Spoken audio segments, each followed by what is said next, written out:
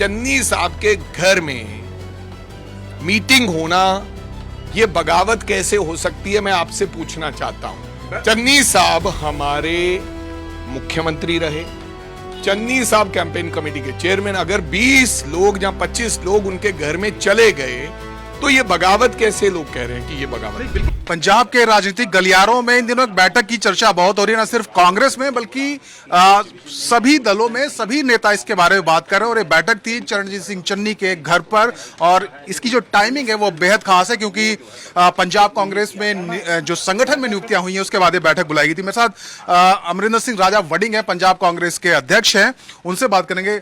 Wedding साहब, जो कल ये बैठक हुई, आपका क्या आकलन है और क्या इसमें जो बातें कही गई सीधे सीधे आपकी बगावत थी, आपके खिलाफ एक सुर में लोग बोल रहे थे वहां? देखो, ये बैठक ने एक बात तो तय कर दी है, हो सकता है हमें नेशनल मीडिया इतनी कवरेज नहीं देता कि कौन बना है क्या है, लेकिन इस बात के लिए कम से कम हमारी आवाज देश की जनता तक पहुंच जाएगी। पहली बात, चन्नी साहब के घर में मीटिंग होना, ये बगावत कैसे हो सकती है, मैं आपसे पूछना चाहता हूं। चन्नी साहब हमारे मुख्यमंत्री रहे, चन्नी साहब कैंपेन कमेटी के चेयरमैन। अगर 20 लोग या 25 लोग उनके घर में चले गए तो ये बगावत कैसे लोग कह रहे हैं कि ये बगावत? बिल्कुल आपने ठीक कहा, बैठक कर सकते हैं, लेकिन बैठक में जो लोग आए थे, जो उन्होंने बातें कही, आपकी लीडरशिप को चैलेंज किया और कहा कि हमारी सुनी नहीं गई और हम एक बार फिर से आला कमान के पास। ऐसे किसी ने नहीं कहा।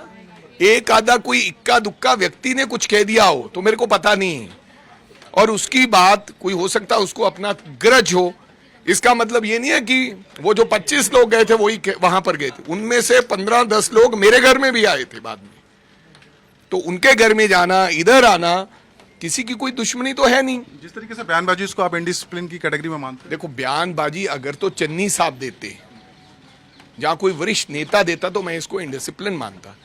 अगर कोई पार्टी से निकाला हुआ व्यक्ति, जहां नॉन पोजीशन पे कोई व्यक्ति, उसने कोई अपने दिल के भाव कह दिए, तो मेरे को लगता है ऐसी कोई इंडिसिप्लिन की बात नहीं है। ये परिवारों में, पार्टी में हो जाता। और मेरे को तो चाहे किसी ने कुछ कह दिया, मेरे को तो कोई एतराज नहीं। हाँ, एक आधा व्यक्ति अगर हाईकमांड कोई चैलेंज करेगा, जहां गलत बोलेगा, ये आजकल जो बीजेपी और झाड़ू ने मीडिया का गला पकड़ा हुआ है, कभी बेचारे की उनकी मजबूरी हो जाती है कि ये लड़ाई दिखाना। रंधावा साहब जाएंगे जब अमित शाह से मिलने, तो बातें तो होंगी। तो भाई, अमित शाह से, एक मिनट, देश के गृह मंत्री से रंधावा साहब मिल नहीं सकते?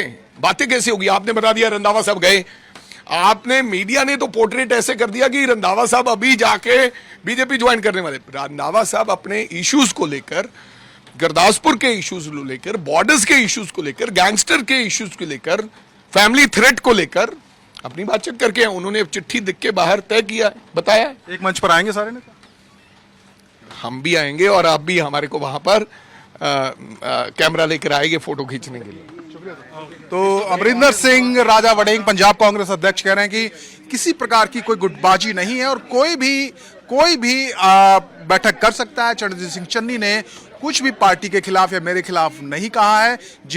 कुछ नेताओं ने जरूर कहा है, लेकिन अगर किसी ने कोई इंडिसिप्लिन किया या हदें पार की तो उनके खिलाफ एक्शन भी हो सकता है। लेकिन उन्होंने कहा पार्टी में सब कुछ ठीक है और उनका मकसद पंजाब में कांग्रेस को जीत दिलाना है।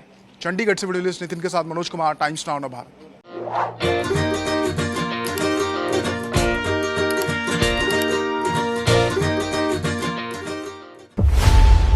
खबरों की रणभूमि में यहां शोर नहीं, सोच लड़ती है। जहां शब्द नहीं, फैक्ट्स वार करते हैं और हर सवाल खोलता है सच की नई परत।